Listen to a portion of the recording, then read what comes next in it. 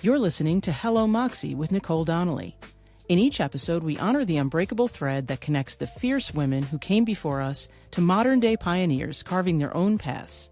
We'll share stories of unforgettable heroines, celebrate their courage, and bring to light the lasting impact they've had across generations. Get inspired by the stories of those who embody true Moxie and pave the way for others to follow. Hello Moxie is sponsored by DMG Digital, a woman-owned marketing consultancy dedicated to helping B2B companies and e-commerce brands create exceptional customer experiences. Welcome to Hello Moxie. In today's episode, I am joined by the amazingly effervescent Tracy Borreson. Tracy is a mom, cardio dance instructor, community leader, marketer, founder, an all-around awesome human. When she is not conquering the world at work or at home, she volunteers with Struggle is Your Success, a nonprofit that helps youth develop entrepreneurial skills and mindset development. Tracy, welcome to the show today. How are you? I'm so excited to be here, Nicole. Oh, I'm so excited to have you. So thank you for coming on to the show where we talk all about women from the past and how they've influenced you in your life. And to kind of kick off our show, Tracy, I wanted to just ask you, what are 3 things that are really lighting you up right now? Like, what is it that's just super inspiring that you're just really loving right now?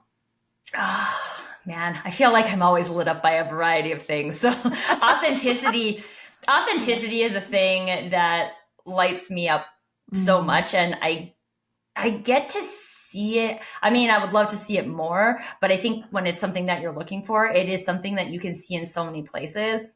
And I have a 6-year-old son, and one of my favorite places to see it is on the playground with these kids. They don't quite have the societal rules yet of who they should and shouldn't be. And so, I mean, I love that. I love seeing that. I love being a mom. It's, I became a mom a little bit later in life, maybe than some other people. And it's just been like something I feel like I was meant to be. I love it so much. I love the hard things. I love being up in the middle of the night, trying to figure out why somebody is afraid. I love all of it. I love helping my son learn how to be himself, because I know that school doesn't necessarily teach you that. It is important for certain things, but it doesn't necessarily teach you who you are. So being able to provide the support for him every day to find his way and do what he would do, but also eat his peas, because that's also important. And also just, I'm going to say being a friend, because so today in particular, I'm having lunch with a friend. I'm going for a walk with a friend. I hosted a networking event last week in person, and we were talking about our networks and what we could use in our network that would bolster them. And so many people were talking about friendship. And so I am very lucky. I've curated this for quite some time, very intentionally, but I'm very lucky to have such a supportive group of friends. It lights me up to support them. It lights me up that they are just there to support me without even hardly having to ask. And it's just kind of amazing. So yeah, friends, parenting, and authenticity. Oh, I love that. I love what you said about how you love to help your son be himself. That is a beautiful thing. I mean, I love watching I have 2 girls too, and I love seeing them kind of like grow up and come into their own. And I think that is such a beautiful part of being a mother, is how we can cultivate them in their own uniqueness. So I love that. And I love what you said about friendship. You said you love being a friend. And I think that is something that is so important today, is if you want to have good friendships, you really have to be that good friend. And we're like in a loneliness epidemic. I was just at a marketing conference last week, and we were talking a lot about AI and how AI is changing the way we live. And we were looking ahead at what the future looked like. And there's so much uncertainty because of how rapidly this technology is changing. And we're already struggling as humans to connect. And it's those forces are only going to get harder as we look 5-10 years down the road. It's only going to become more difficult. So I love what you said there about friends. And I guess what's one thing that I'm getting off track already, but what's one thing you like to do to be a good friend? And then we'll move to the next. Okay, so one of my secrets is just if I think about somebody, I message them. So like if I used this example the other day, so I'm going for sushi with a friend today, but I also normally go for sushi with my friend Christine. And so I was like, oh, every time I think of sushi, I think of Christine. And so when I think of sushi, then I text message Christine just to say like, hey, how's it going? And I think it's also important not to expect an immediate response, because I think a lot of times when we look at our friendships, we want this to be like, oh, I thought of you, so you should be thinking about me. But Christina's example, she works shift work, and I don't always know if she's working or on shift or if she's on a day off, which means she's probably with her kids. And so like, I don't know, I'm not messaging you so that you message me back. I am messaging you so you know that I'm thinking about you. And that's it. And I think, yeah, I mean, we could spend an entire episode talking about friendship and the power of that. But yeah, that's something that I do that I find easy. Yeah. Oh, I love it.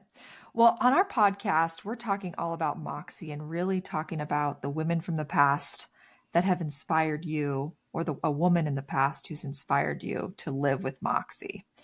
And when we were preparing for this episode, you mentioned specifically a woman named Roberta Bondar. I did. And so I would love to learn a little bit more about this amazing woman. How did you come to know about Roberta Bondar? And how did she inspire you? Okay, so I have always been intrigued by space. I have this. So as a little girl, I saw the movie Beauty and the Beast, which I think most of us 90s kids did. And there's a part in a song that Belle sings talking about how she wants adventure in the great wide somewhere. And my interpretation of that was always space. Right? So I have since redefined this because I feel like we can find adventure in many places. But at the time, that was space. And I thought it was just, to sound cheesy, the final frontier.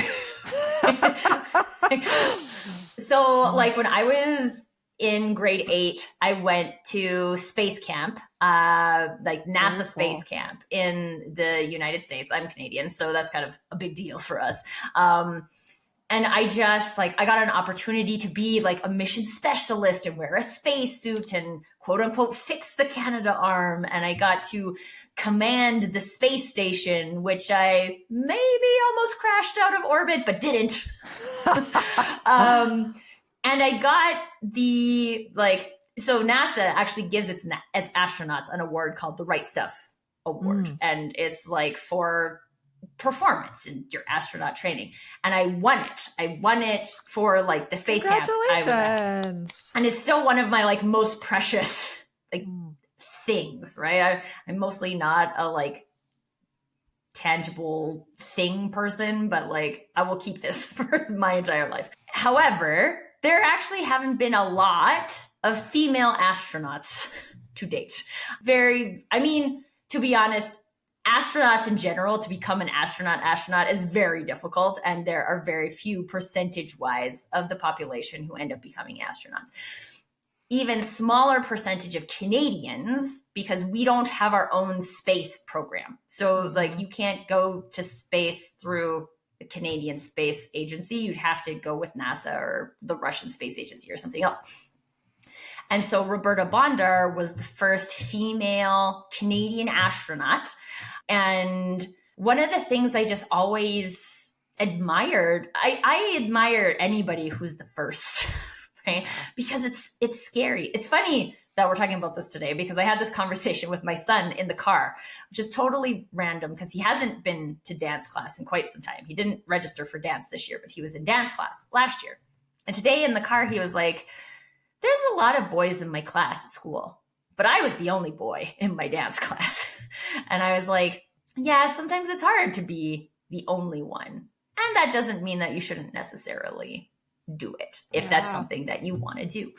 And so I think for me, being a Canadian girl who went to space camp, I was just like, this is the person who, if I'm going to be an astronaut, which I did not end up being, folks, for many reasons, but like that ended up being a good decision for me. But I was like, that's who I want to follow. That's who I want to be my champion is Roberta. So that's kind of the story behind why I chose her.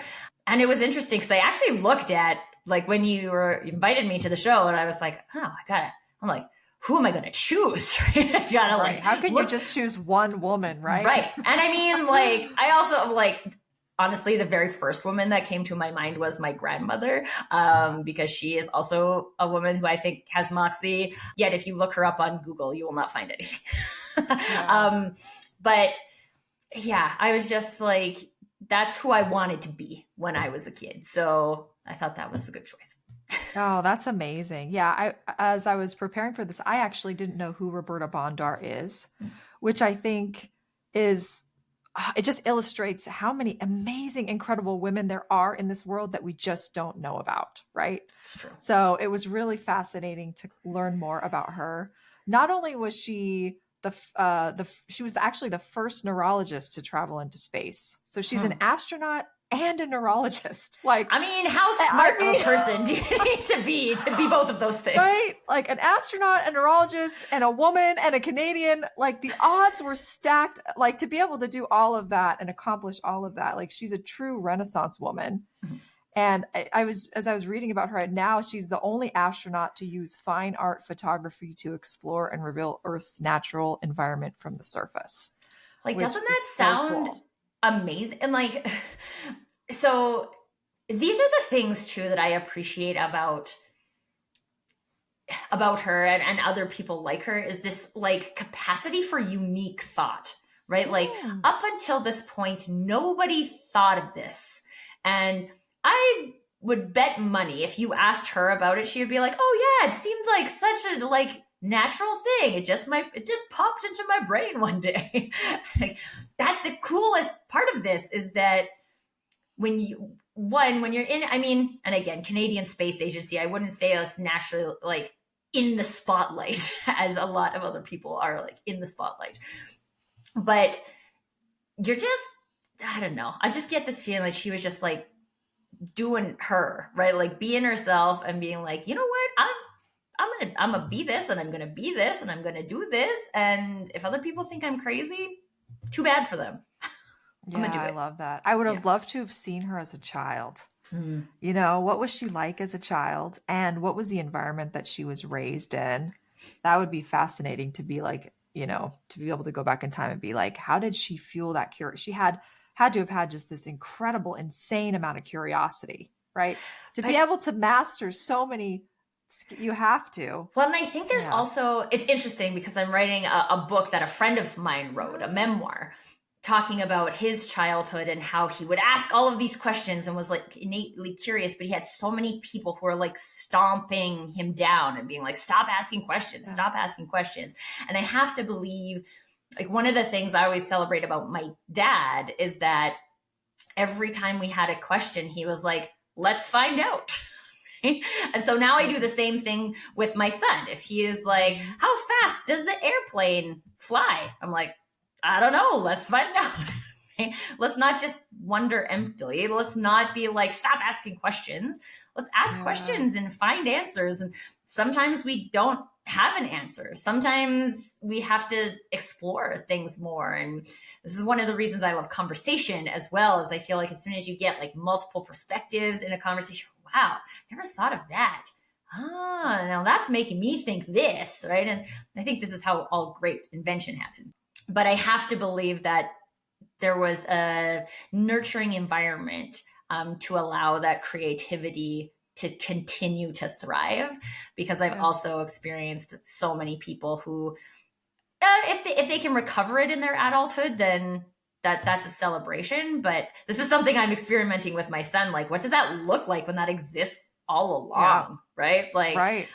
I feel like these are the geniuses of our time, the Einsteins and the people who were not, maybe who didn't fit quite well into the like status quo, but that their surroundings, either their parents or a teacher or something, was like, you need to keep going with this because you are going to do great things. And having even one person that believes in you can be a game changer for kids, which is why I volunteer with the SIYS organization as well. Yeah, absolutely. That's so cool. Yeah. So let's talk a little bit about some of the qualities. You mentioned that you love that she was the first and that she wasn't, it's, very clearly wasn't afraid to just push those boundaries.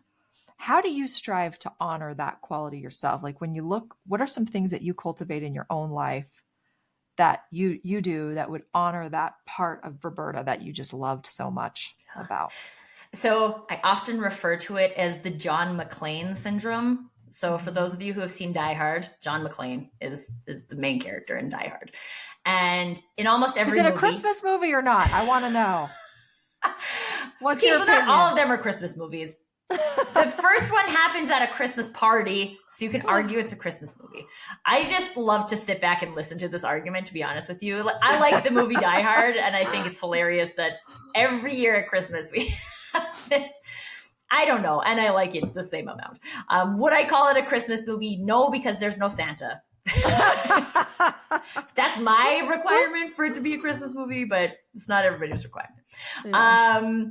Okay, anyway, John McClane syndrome is there's nobody. So people are like, why are you doing this? And he's always like, because there's no one else to do it.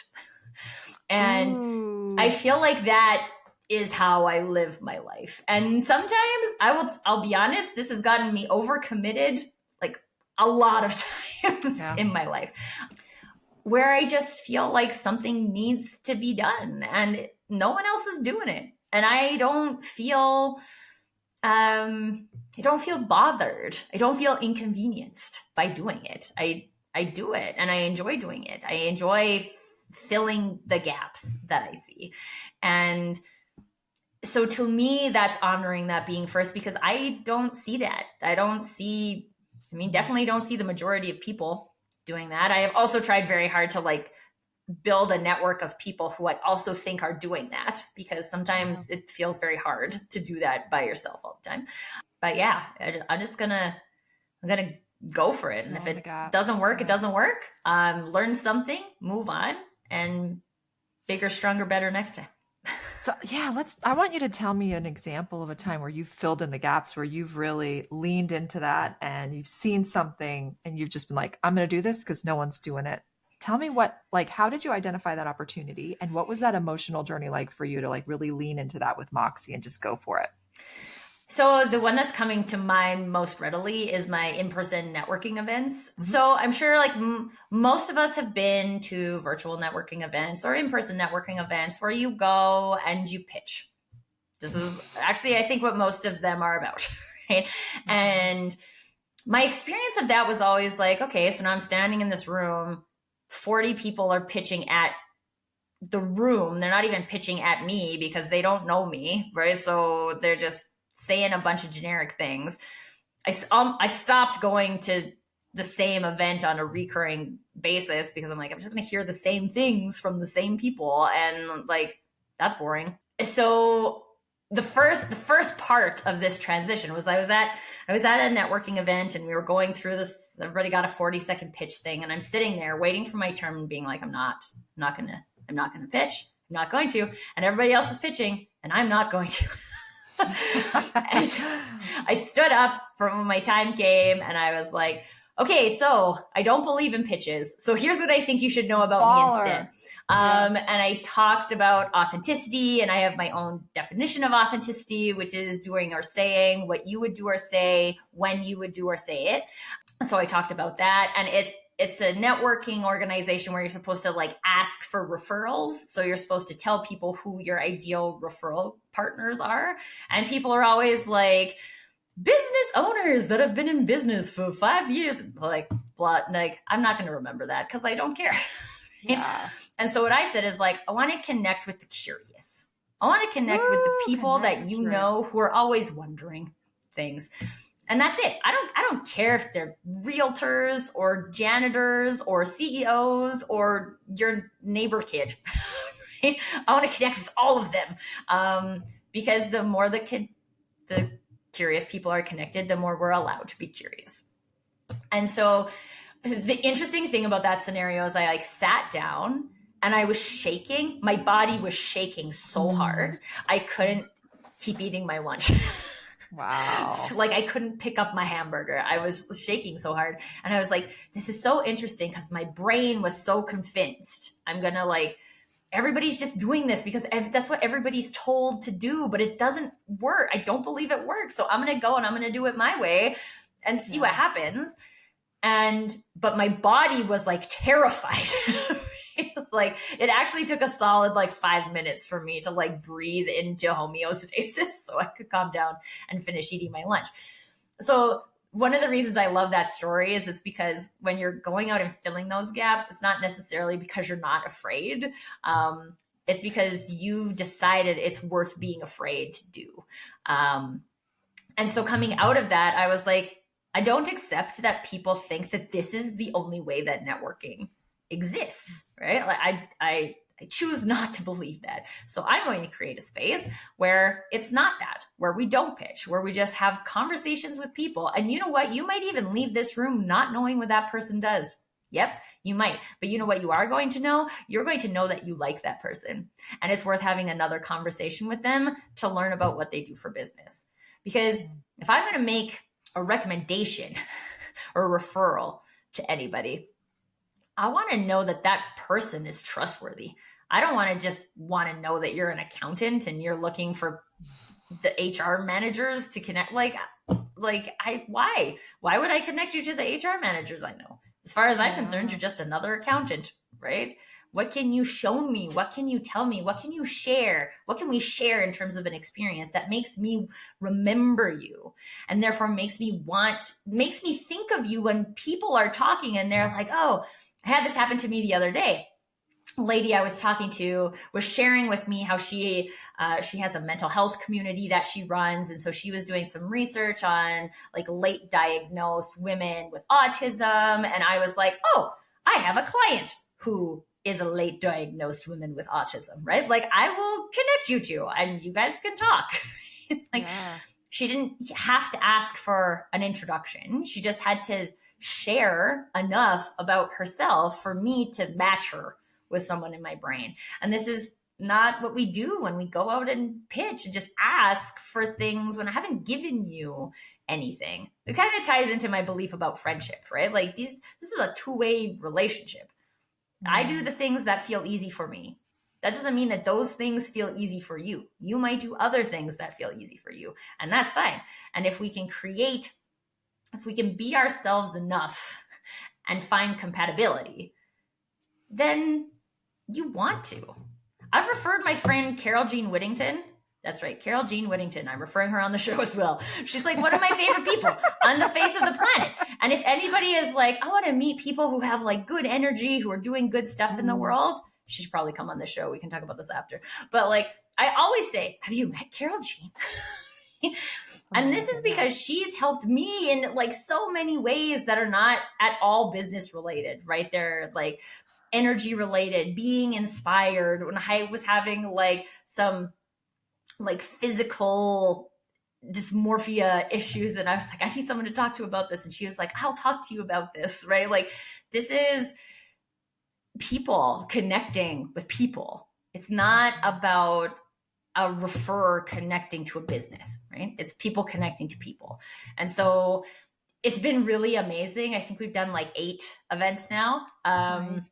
And it's just every time people keep coming back, people invite their friends because they're just like, this is different. It's different. And people get business out of it. The lady I'm going for lunch with today, she's like, I never told you this, but your networking event was the only event I've ever went to where I got business after going to one event. I was like, not that you can promise that every time, because you have to like, it has to be, the timing has to be right for everybody.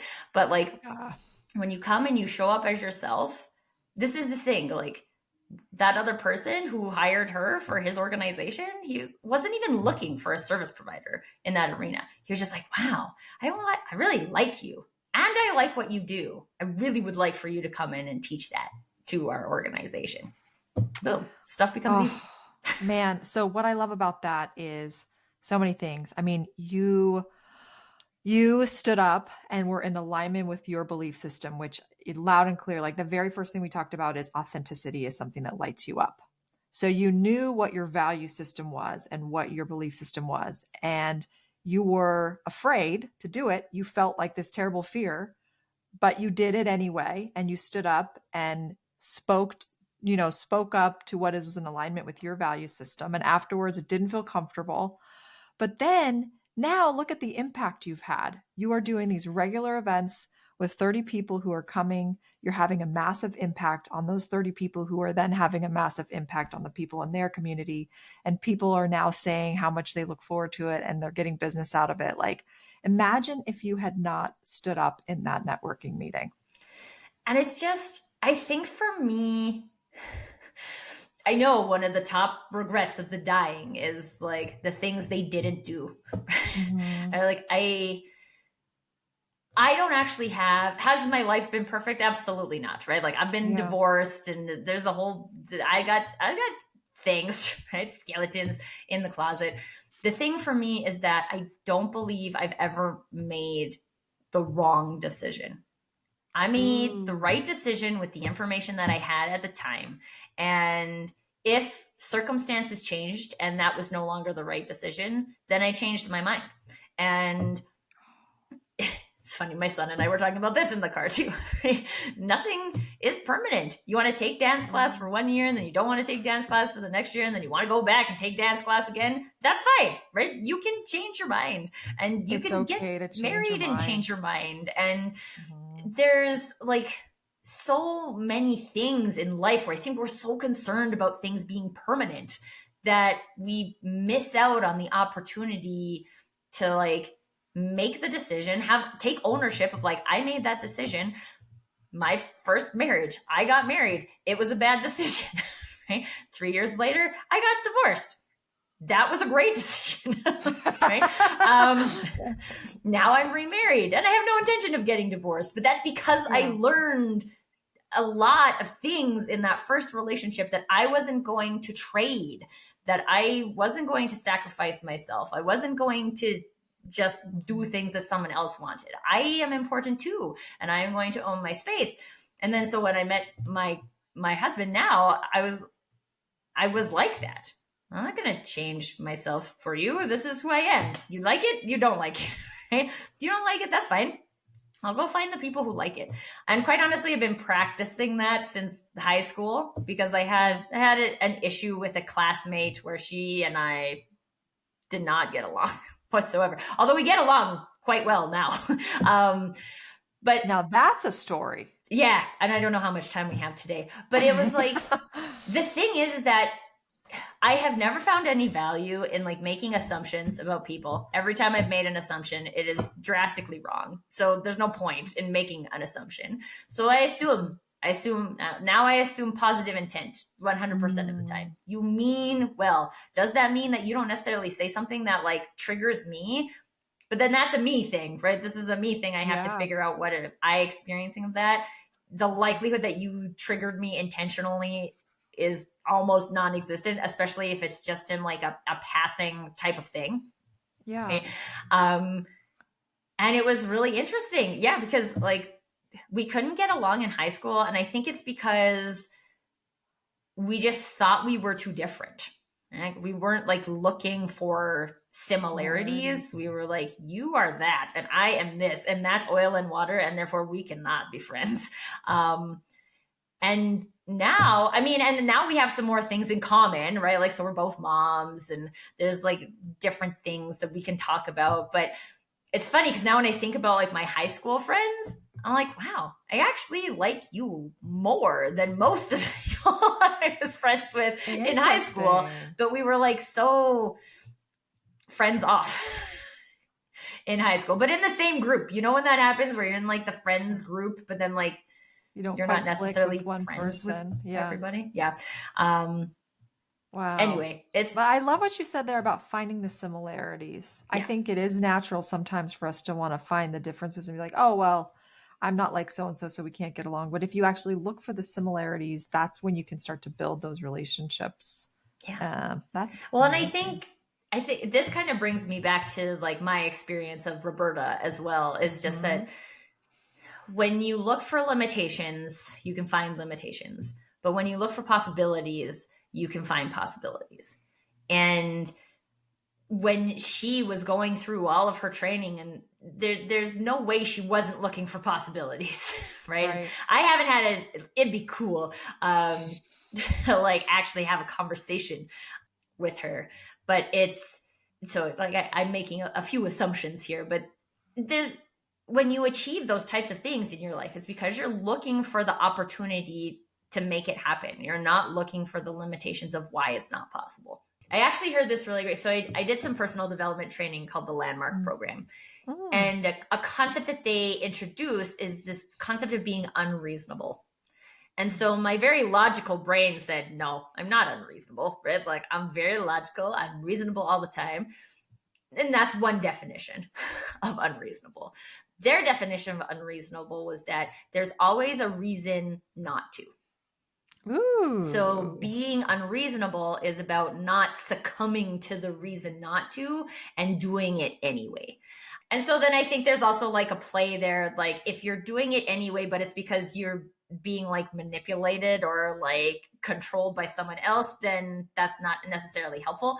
But like if I'm doing it because I have many reasons not to, I have many reasons not to go on my upcoming Europe trip. Right? Like we might get sick. We had to get vaccinations. My son hates getting needles. But like there's a lot of reasons. It costs money that we have to rent a car. And like I don't particularly want to drive. I don't like driving in general. So I don't like driving in other countries. Although they're at least on the same side of the road. But there's lots of reasons not to, right? I could come up with 100 reasons not to go. But I choose to do it because I feel like personally, I feel like we're going to gain much more than we are going to possibly lose. But it's, you choose to do it anyway, despite the reasons. Choose to do it anyway. And you choose it. Not someone else chooses it for you. You choose it, despite your reasons. Oh man, I have two follow-up questions to that. So one of them is I was speaking with a coach the other day about this concept of finding you got to get comfortable being uncomfortable. And I think we have, as humans, we are naturally wired for homeostasis. We are naturally wired, just our brain biology is wired. How can I stay safe? How can I, not get myself out of danger? Although I do think that you can like practice your way out of this, but continue. Yes, I agree. So I think that, like you have to intentionally push against those feelings of fear that you're going to have. Like, you're going to be afraid to do the hard thing that you want to do, even if it's the right thing, it's right. You just have to kind of push through it.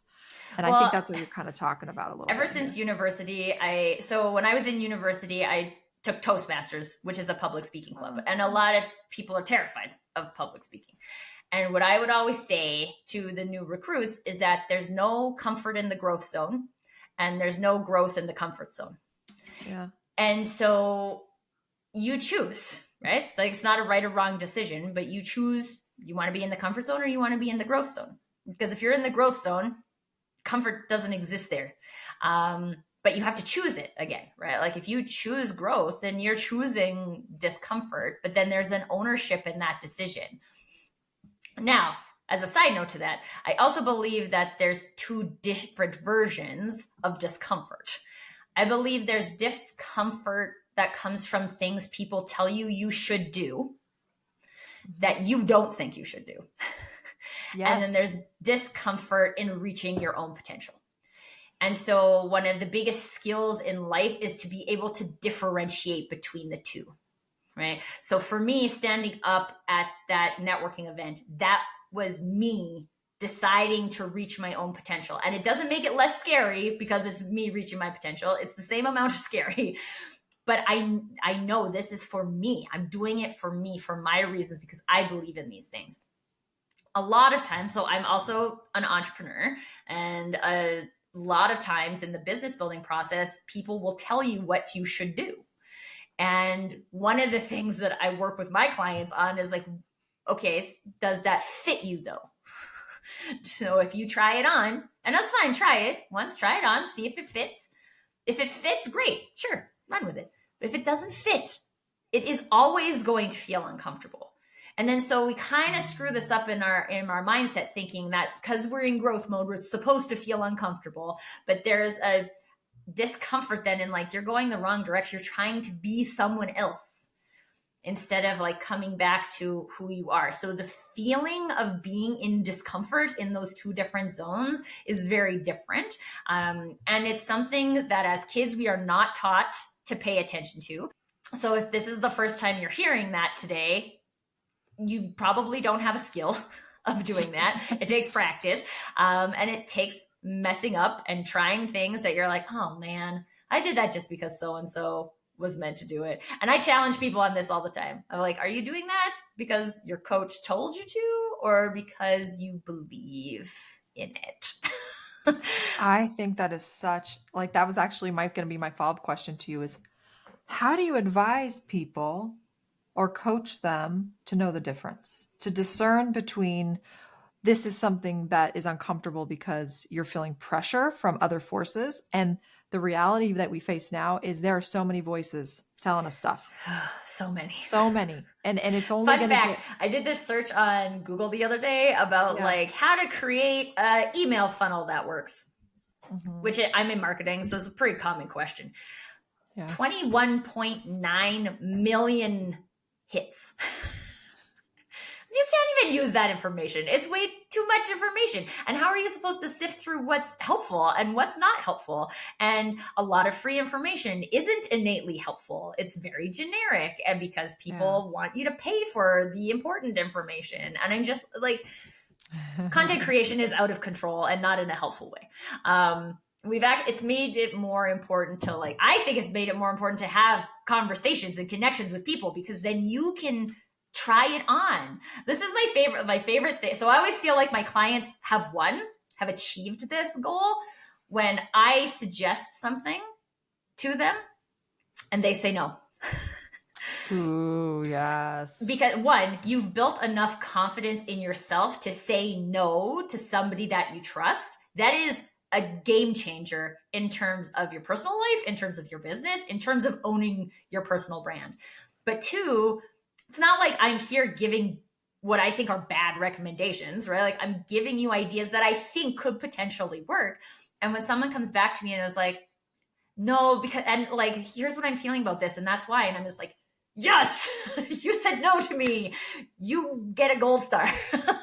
Because this is not, my way is my way, right? My way works for me because I'm me. It's not like a magic way, right? So I have always said, like, if somebody wonders what I have done or what I do, I will share it with you for free, because I don't know that that's going to help you.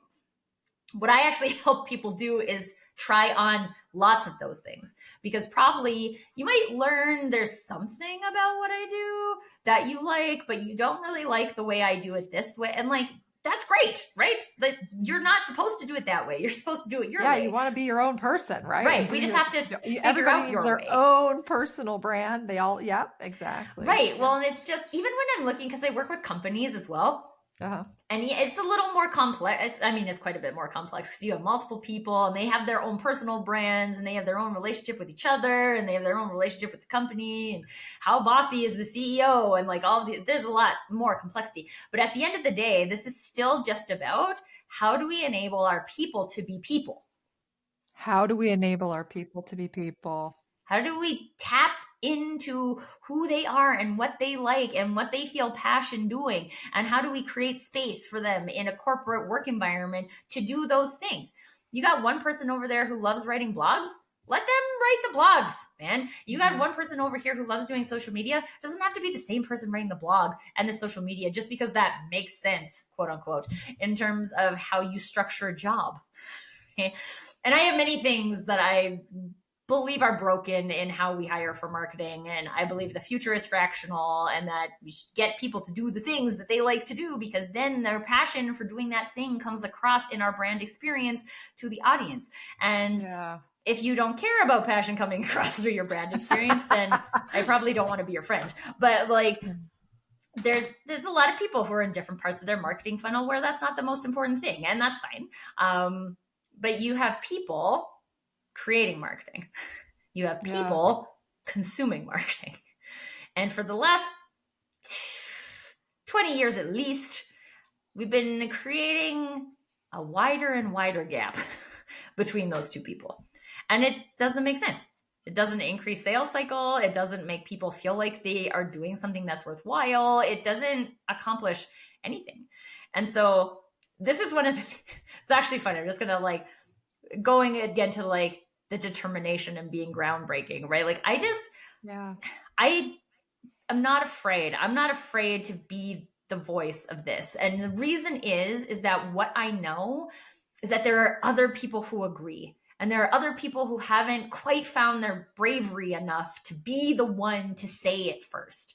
And so what I have accepted is that I'll be the one to say it first. So you don't have to feel like you are thinking those thoughts alone in your house, that we can come together and be like, wow, I've been thinking about this for like 20 years about marketing. Oh, Tracy's saying it. Maybe I was right. And giving people that belief that maybe they know something that other people don't know.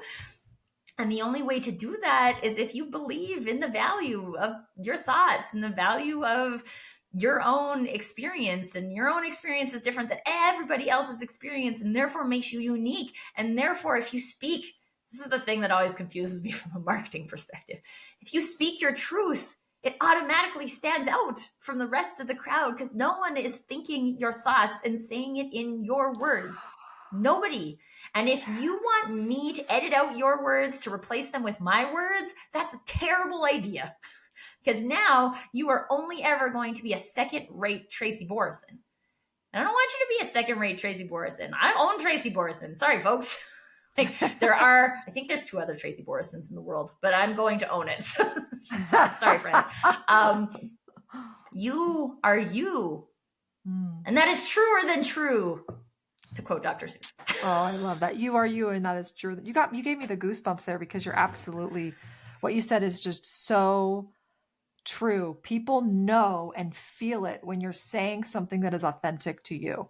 It feels and it lands different, and you're spot on. Like, and I think that is going to become such a differentiator in the years ahead. 80% of who we are is going to be replaced by AI. That 20% that's not, we have to lean into it. We have to put ourselves out there and be human and let people see who we are and be authentic and vulnerable if we want to build, because what you're talking about is building trust and building relationships. And that's what great marketing is. I mean, it's about being a great human. You know, how do you be a great human? You care, you show up, you be yourself, you know? I mean, it's pretty simple.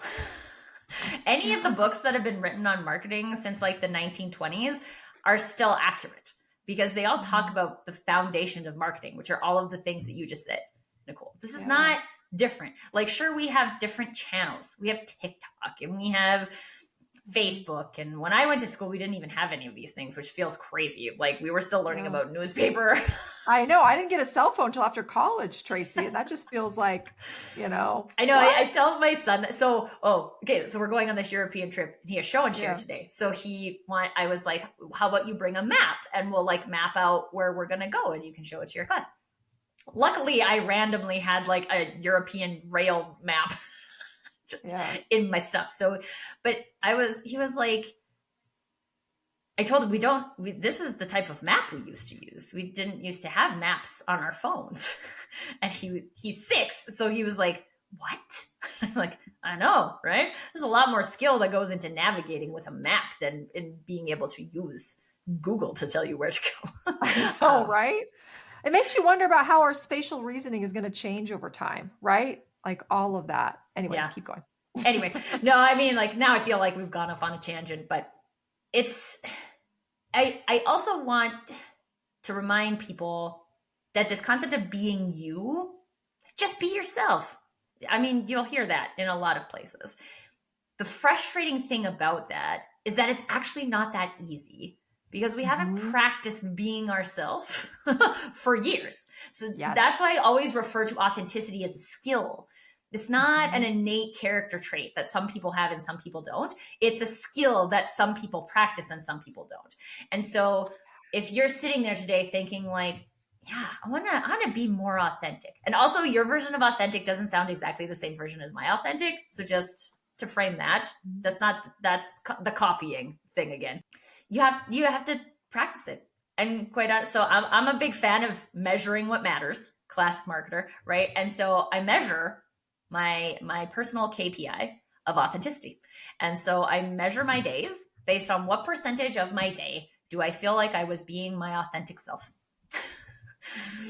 And it's an estimate, of course, but quite honestly, when I started my authenticity journey, my rating of myself was a 5% of my day. I was being my authentic self. Now, I don't believe in 100% authenticity because I feel like we always are coming up against like new things and we're not quite sure what we would do in that scenario. But I go for 95. I go for 95%. And then I look at my day and I say like, what contributed to me being less than a 95? Oh, it was this type of networking event. Maybe I don't go to those types of networking events anymore. Maybe it was a conversation with this type of person, or maybe it was a business conversation I was having, or maybe it's a conversation I had with my husband or a conversation I had with my son. This is a whole day thing, a whole human experience, not just a business day thing. And so you get to look at it and like take away any kind of, a lot of people start to feel like guilty. I'm only being myself 5% of the time. I should be doing. No, one, you just decided to go on an authenticity journey. You are practicing skills you don't have. It's like me standing at a basketball free throw line, never having shot a free throw before. My likelihood of hitting that shot is very low. Now, my ability to do that now, because I played basketball for 30 years and I shoot a lot of free throws, now it's much higher without me thinking about it. Right? Yeah. That's how you build a skill. And sometimes when it comes to our like human soft skills, I think people forget that that's how skills are built. Doesn't matter if you're shooting a basketball or you're learning to be authentic. The skill is built the same way. We have to practice, we have to miss, and we have to keep shooting after we miss. Oh, I love the personal KPI, Tracy. That is brilliant. And that you assess it and actually have the awareness to look back and say, when did I feel my most authentic? Yeah. I will say for myself, like, because I've been on this journey of like, I had a very difficult childhood. And so myself personally, lately, I've kind of come to terms with the fact that a lot of the decisions I've made in the past were almost made for me. And I haven't made decisions because they were authentically what I wanted to do. And so I've been on this journey for the last couple of years of like, well, how do I know what it is that I really want? And one of the things that's really helped me is to listen to my body. So literally I will go outside and sit in the hammock, sometimes for hours. And I'm just like, how am I feeling? What am I feeling? A pit in my stomach? When a thought comes up and it's about something that's going on, how does that make me physically feel? Because I think if we know how our body physically feels, that's like the first detector. Like our bodies know. They know. This is why they say things like go with your gut. Right? Yes. Because your body is having a physical response to something. Yes. And if you can pay attention to what it's having a physical response to, you can learn a lot about yourself. And write it down, journal it. Yeah. And like personally, I'm not a huge fan of journaling. So I'll always say like, find your own way. Find your own way to do that. Yeah. But for me, I will tell you, so I have a self-love embodiment guide as my coach. So her job is to help me connect to my emotions and my feelings and receive love and appreciation and all these types of things. And so she taught me this like 5-minute body scan. So if you're sitting there thinking, I don't have a hammock or I don't have 2 hours to spend in my hammock, then you can do this like really quick 5-minute body scan. And one of the things it does is because you're focused on something else, it like generally regulates your breathing and it can like calm your physical symptoms down. But what it helps you look for is like, am I feeling this in my head? Like in my thoughts? Am I feeling this in my voice? Which generally means you're not saying something you want to say. Are you carrying it in your shoulders? What happens when you bring your shoulders down and back? Are you carrying it in your midsection, which is like related to your sacral experience of the world? Are you carrying into hips, knees, feet? Like feel your feet rooted into the ground. How does that change your experience?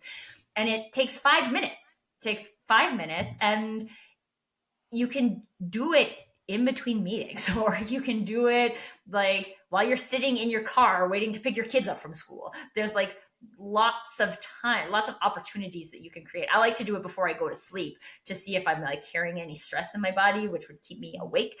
But, different things work for everybody, but that's something that's been really helpful for me, is just like stopping intentionally for 5 minutes to pay attention to what your body is saying.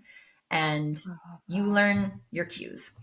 You learn your cues, and then you can start to measure yourself against that KPI. Well, yeah. Tracy, this has been such a fantastic conversation. You are just such a light. I could talk to you like all day for hours, because you just such a wealth of wisdom.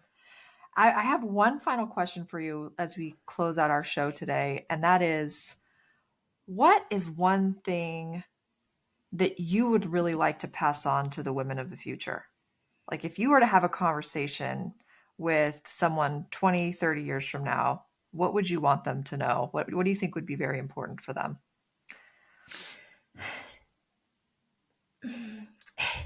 It's actually, so I have an interesting childhood as well. I have 2 sisters, so we have 3 girls, but we grew up in like a very male dominated household. So there was a lot of sit still, look pretty, conflicting with you can be anything you want.